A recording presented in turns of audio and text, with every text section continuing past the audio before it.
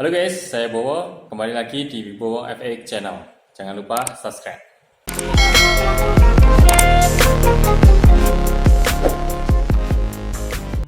Baik, hari ini kita tidak akan ngobrolin buku. Kita akan jeda dulu. Tapi kita akan praktekkan dari ilmu yang ada di buku yang kita review atau kita obrolin di video terakhir. Jadi yang belum nonton videonya, tonton dulu sampai habis. Di video ini saya akan membagikan satu file Excel yang saya gunakan untuk merencanakan dan mengelola keuangan selama ini. Dan untuk sobat berbagi yang sekiranya nanti tertarik untuk menggunakan file Excel ini, tonton sampai habis. Aturan main bagaimana mendapatkan file ini akan saya jelaskan di akhir video. Oke, langsung kita ke file Excel-nya ya. Baik, ini adalah file Excel yang saya gunakan sendiri untuk melakukan kegiatan perencanaan dan pengelolaan keuangan, serta melakukan evaluasi bulanan dan tahunan. Jadi di file Excel ini terdiri dari 14 sheet, di mana 12 sheet mewakili masing-masing bulan, 1 sheet mewakili akhir tahun, 31 Desember, dan 1 sheet summary. Summary ini nanti akan membandingkan awal tahun dengan akhir tahun, dan catatan-catatan dari evaluasi keuangan kita selama 1 tahun.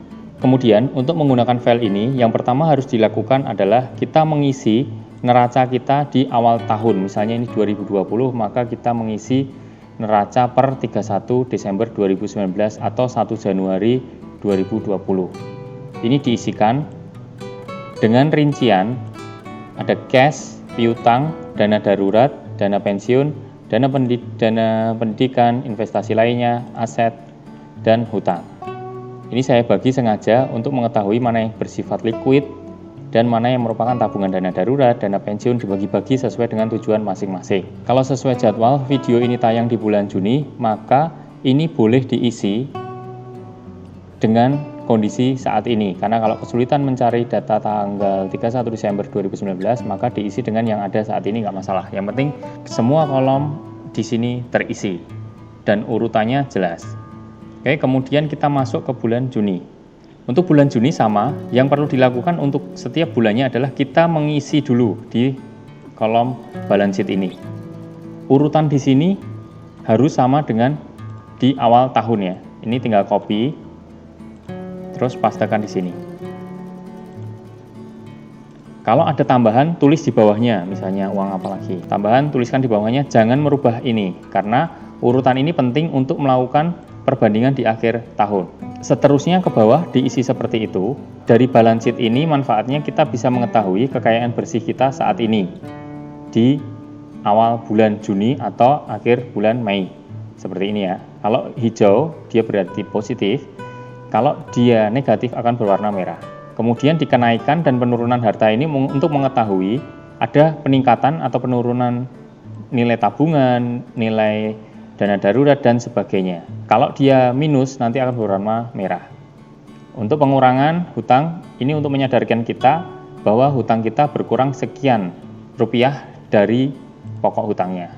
Oke. Kemudian yang bagian kedua adalah budget plan dan realisasi. Jadi yang harus kita lakukan pertama di sini adalah mengidentifikasi pos-pos baik pemasukan maupun pengeluaran. Kemudian menuangkannya ke dalam alokasi. Alokasi adalah penganggaran ya.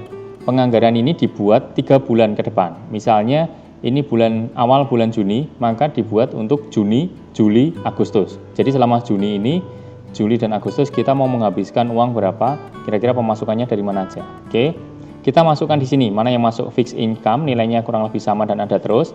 Variable income untuk pengeluaran juga sudah jelas di sini. Saya kategorikan ada pengeluaran wajib yang nilainya kurang lebih sama setiap bulan, utang. Terus ini yang fluktuatif sekali. Variabel expense-nya ada kegiatan sosial, kebutuhan lain, pengeluaran tidak penting lainnya, dan di terakhir ada tabungan dan investasi. Oke, kita rencanakan di setiap bulannya ada penganggaran yang jelas. Setelahnya kita masukkan realisasinya. Kalau saya sendiri masih menggunakan alat bantu handphone dan buku untuk mencatat transaksi harian, karena saya tidak setiap hari membuka file Excel ini ya. Kemudian maksimal 1 minggu sekali saya memindahkan pencatatan dari handphone dan buku itu ke dalam aplikasi ini. Misalnya di pengeluaran, misalnya seminggu ini saya ada beli, ya tinggal tambahkan di sini sama dengan, tambahkan ternyata saya beli sabun 10.000, terus minyak goreng 20.000, nah otomatis bertambah. Seperti itu sampai ke bawah, selesai. Nah, ini kalau diperhatikan ada hijau, centang hijau, cross merah, dan ada tanda seru orange. Ini kaitannya dengan yang di sini, warning if 90%.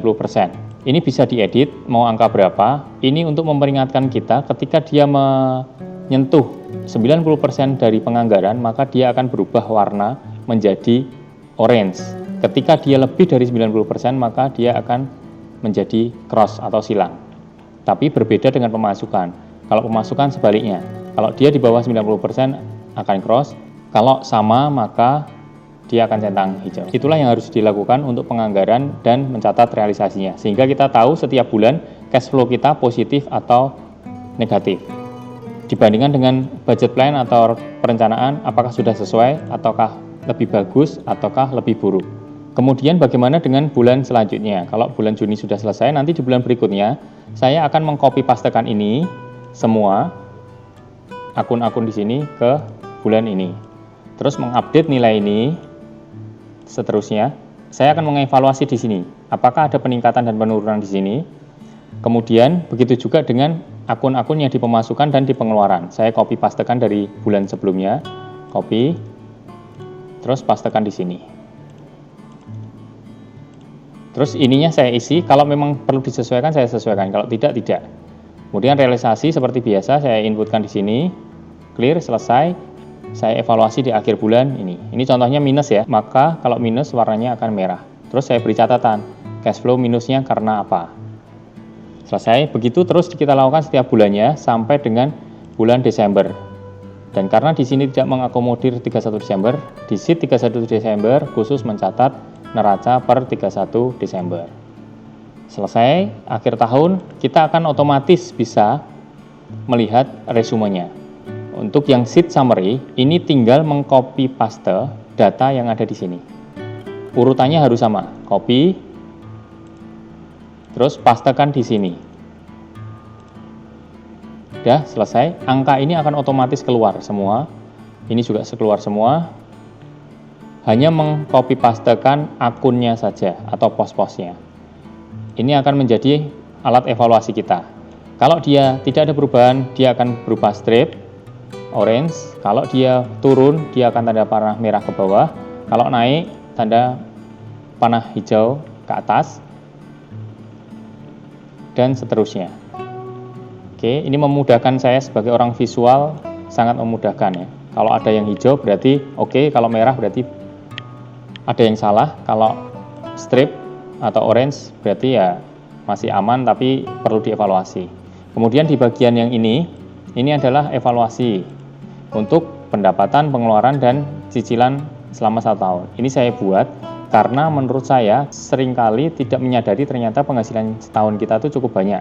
Terus pengeluaran kita juga tidak kalah banyak atau bahkan lebih banyak kadang. Kemudian ini untuk mengevaluasi beban hutang kita apakah masih aman atau tidak ya. Ternyata setahun kita mencicil hutang segitu banyak ya. Yang terakhir di sini ada rasio-rasio keuangan. Mulai dari likuiditas sampai kebangkrutan di sini. Dan ini ada pertumbuhan kekayaan bersih. Ini contoh di sini ada tanda hijau, centang hijau, cross merah, dan tanda seru orange. Kalau centang hijau maka rasionya aman. Kalau merah berarti tidak aman. Kalau dia tanda seru orange berarti harus hati-hati. Tapi belum sampai ke bahaya yang berat. Kemudian ini adalah disclaimer, silakan dibaca bahwa ini adalah contoh. Setiap orang mempunyai karakteristik yang berbeda, maka sangat mungkin file ini butuh penyesuaian lebih lanjut. Baik, kira-kira itu penjelasan singkat dari penggunaan fitur-fitur yang ada di file Excel yang saya gunakan dan akan saya bagikan hari ini. Buat sobat berbagi yang berminat untuk memiliki atau menggunakan file Excel itu, maka ikuti aturan mainnya ya. Baik, pertama-tama silahkan tuliskan akun Instagram sobat berbagi di kolom komentar. Terus like video ini, subscribe channel ini. Berikutnya follow akun Instagram saya @wibawafx, ada di kolom deskripsi juga. Kemudian DM alamat email sobat berbagi. Nanti file ini akan saya bagikan ke alamat email sobat berbagi. Terima kasih udah nonton video ini. Bye bye. Yang perlu dan sangat perlu untuk diutamakan adalah dana darurat.